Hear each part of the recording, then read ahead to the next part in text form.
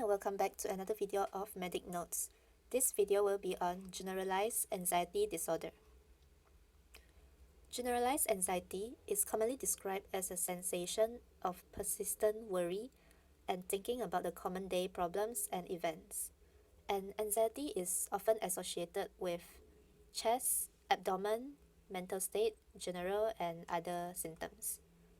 This table shows the common signs and symptoms of generalized anxiety disorder, which include autonomic arousal, where the patient might complain of palpitation, which means they feel that their heart is beating very fast, tachycardia, diaphoresis, which is excessive sweating, trembling and shaking of the hands, or dry mouth noted.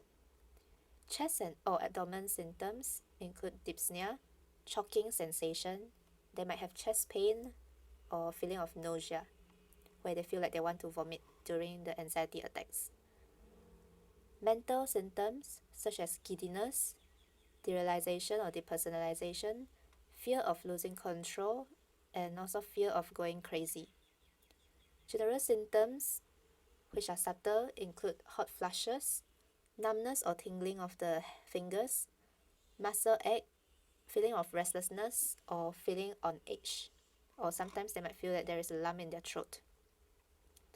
Other symptoms include exaggeration of their response to minor symptoms, easily being frightened, and persistent feeling of irritability, poor sleep qualities, and also poor concentration. These are the signs and symptoms of someone who has generalized anxiety disorder. However, to diagnose someone as having the anxiety disorder, we will need to refer to the DSM-5 diagnostic criteria. So the individuals must have had experienced excessive anxiety and worrying for almost every day for at least 6 months in duration. And these excessive worries are difficult to control, and they must have caused a significant impairment in their functioning in daily life. It must be associated with at least 3 of the following symptoms, which include restlessness, easily tired, difficulties in attention and concentration, feeling irritable always, muscle tension, and also sleep difficulties. So they must have at least 3 of the symptoms for at least 6 months in duration and has caused a significant impairment in functioning of their daily life. Then we can diagnose as generalized anxiety disorder. There are some differential diagnoses which we have to consider according to the symptoms they are facing.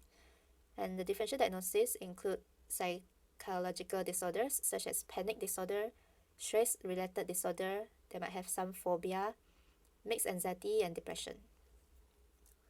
Other differential diagnoses include cardiac pathologies such as arrhythmia, ischemic heart disease, mitral valve prolapse, or congestive heart failure that could have caused the tachycardia and palpitations, and also the excessive sweating. So it depends on what the symptoms they present with. Asthma and COPD should be considered as well if they have chest pain or dyspnea, shortness of breath. Endocrine disorders such as hyperthyroidism can also cause palpitations, diaphoresis, and hand tremor as well. Hypoglycemia, pheochromocytomia, and anemia are some of the other differential diagnoses.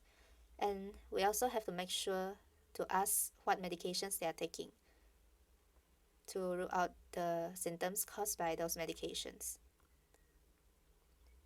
To investigate for generalized anxiety disorder symptoms, we can do thyroid function tests to rule out hyperthyroidism or thyrotoxicosis, blood glucose to rule out hypoglycemia causing the dizziness or syncope symptoms, ECG or cardiac echocardiogram to look for any cardiac pathology such as atrial fibrillation, arrhythmia, or other cardiac problems that suggest the symptom is from cardiac cause.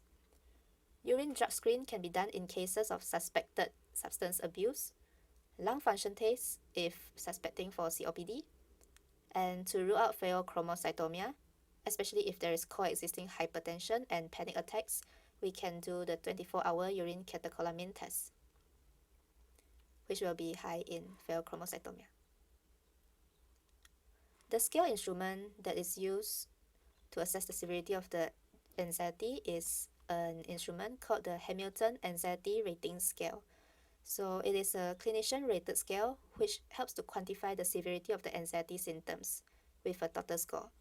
So it contains 14 items shown in this picture here, which helps to assess anxiety, tension, fear, poor concentration, and somatic complaints associated with anxiety and mood over the past week. And the score of each item will range from 0 to 4.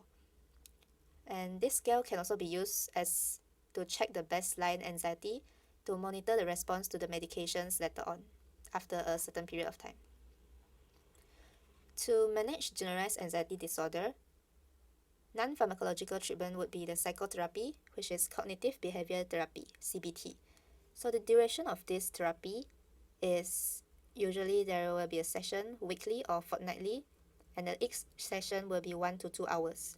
And this psychotherapy will be completed within 4 to 6 months. Whereas for pharmacological treatment, we have to consider the patient's age, the previous treatment response, any risk of self-harming, and also the patient's preference.